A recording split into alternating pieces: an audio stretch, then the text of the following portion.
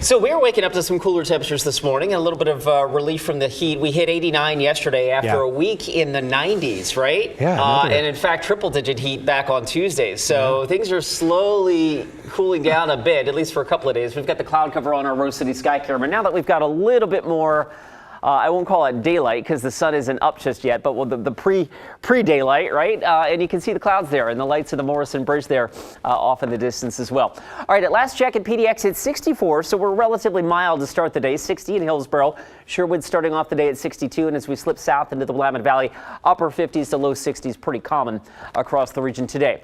You note the cloud cover on the Rose City sky camera. Futurecast picks up on that, and in fact, it looks like the clouds will be with us through probably midday today. So a deeper marine push last night, helping to cool us off a bit, but also giving us the cloud cover west of the Cascades this morning. By the way, you see the isobars on here, the lines of equal pressure.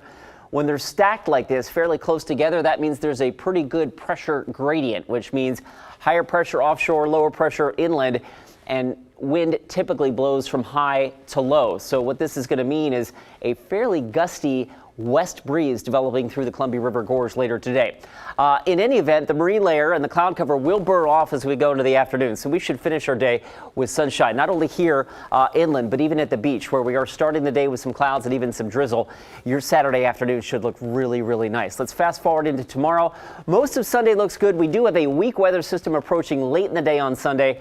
That will probably cloud up the north coast especially. You may even see some drizzle again tomorrow night at the beach, and then that sweeps on through and leaves us with what I think will be a really nice looking Monday, Labor Day, and temperatures that are relatively comfortable, especially considering where we've been, right? We just closed the book on the third warmest meteorological summer on record. June, July, and August, the temperature at PDX, third warmest on record. That's unbelievable, right? We go to Tuesday, we'll start to warm things up a little bit. All right, here's the beach forecast. Morning clouds and drizzle, afternoon sunshine, highs in the upper 60s, just about perfect, right?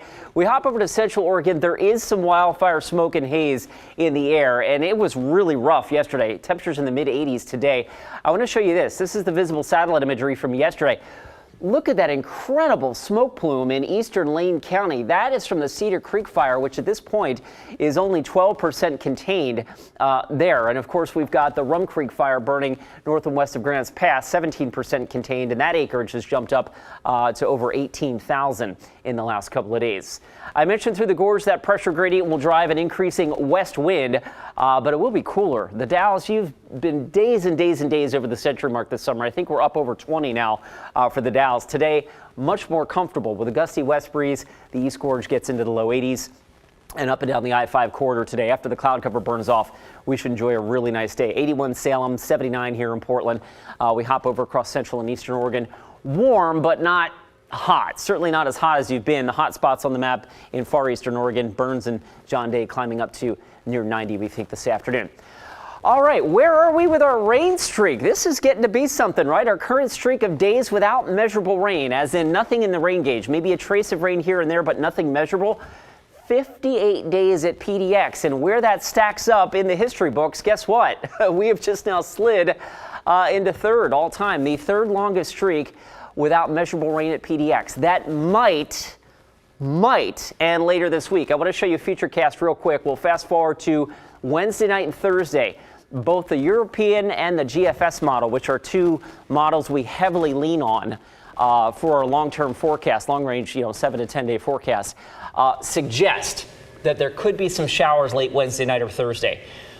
When you're putting rain on a forecast on day 5 and day 6, especially in early September, there's a lot of wiggle room in there, right? And that could just sort of fizzle. But this is one of the first times in a while that both models are kind of showing it at the same time. So we may or may not see that. Might be kind of a nice indicator of a turning of the seasons, possibly a little bit. Getting out of that heat. Like August was the warmest month on record at PDX by a whole degree. Right, I saw your tweet on that. Was the mean temperature for the month of August. Yeah, I think that's really something. Yeah. Thanks, Chris.